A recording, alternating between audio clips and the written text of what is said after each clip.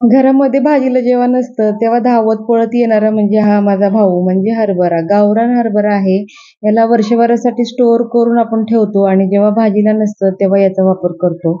रात्रभर मी हरभरा भिजवून ठेवला होता. त्यानंतर कुकरमध्ये घातला, पाणी घातलं, एक बटाटा 2 भागात कट करून घातला, थोडेसे खडे गरम मसाले घातले, मीठ घातले आणि त्याला साईडला ठेवले.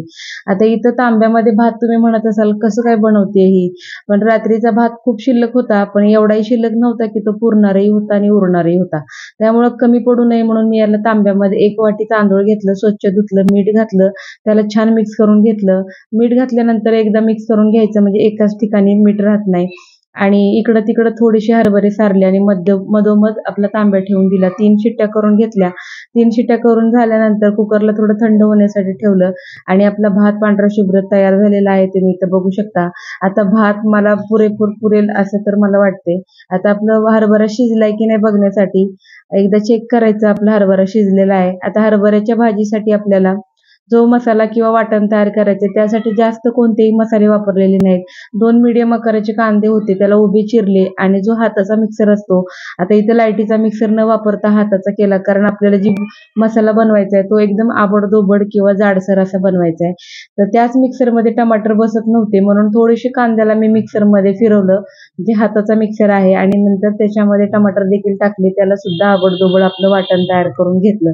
तर अशा पद्धतीने आपलं वाटण तयार झालेलं आहे. आता आपलं जो कुकरमध्ये हरभरा आणि बटाटा शिजवलेला आहे, त्यामध्ये जो बटाटा घातला होता त्याला आपल्याला चमच्याच्या मदतीने कुस्करून घ्यायचे किंवा चुरून घ्यायचे. असं केल्याने काय होतं हरभरा जो आहे तो वेगवेगळा होत नाही आणि आपली भाजी बनवल्यानंतर मिळून येते. कारण यामध्ये आपण शेंगदाण्याचा कूट किंवा खोबऱ्याचं वाटण घालणार नाहीये.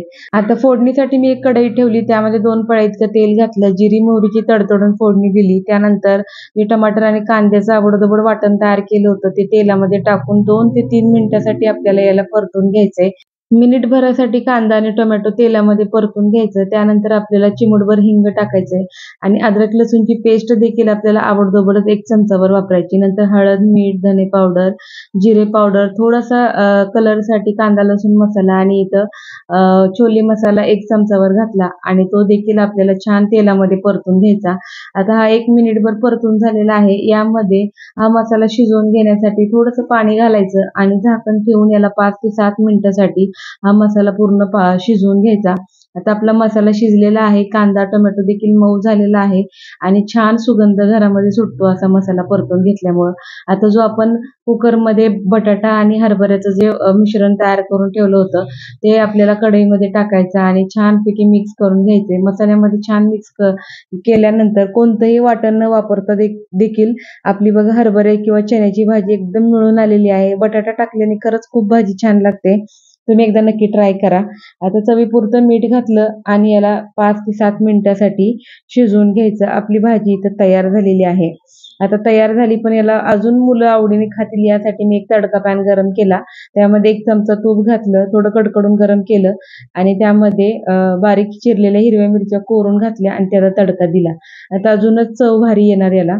तर हे टिफिनसाठी सुद्धा तुम्ही मुलांना देऊ शकता, आवडीने खातील. आता त्या भाजीबरोबर खाण्यासाठी मी इथं कढईमध्ये तेल गरम केलं होतं आणि जो आपला कणकेचा गोळा आहे तो एकच मोठी चपाती लाटून घेतली आणि एकाच साइजच्या वाटीने अशा पुऱ्या पाडून घेतल्या होत्या आणि एका पाठीमागे एक मी पुऱ्या सगळ्या तळून घेतल्या. मस्तपैकी पुऱ्या झाल्या. म्हणजे मुलांना बघताच खाऊशी वाटतील अशा पुऱ्या तयार झाल्या.